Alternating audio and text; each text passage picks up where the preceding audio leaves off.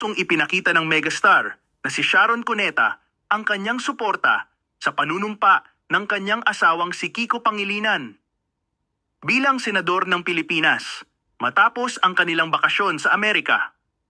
Ngayong araw ng Miyerkules, June 18, sa isang makasaysayang seremonya na ginanap sa Korte Suprema ng Pilipinas. Personal na pinanumpa si Kiko ni Senior Associate Justice Marvic Leonen. Kasama ni Kiko ang kanyang buong pamilya, kabilang si Sharon, na buong pagmamalaking ibinahagi ang kaganapan sa social media. At Kiko's oath-taking today at the Supreme Court of the Philippines. Senior Associate Justice Marvic Leonen administered the oath.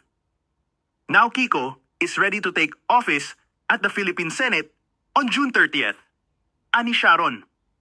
Ipinagmalaki rin ng megastar ang kanyang Filipiniana attire na gawa ni Jot Losa at ibinahagi ang sentimental na halaga ng kanyang suot na malong skirt.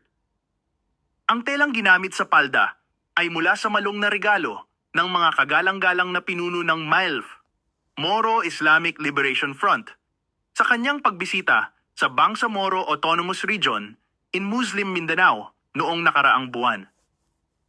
My skirt is made out of one of the two malongs that the esteemed leaders of the MILF gifted me when I visited BARM last month. And I treasure it, them both, so very much. That visit was truly one of the highlights of my life.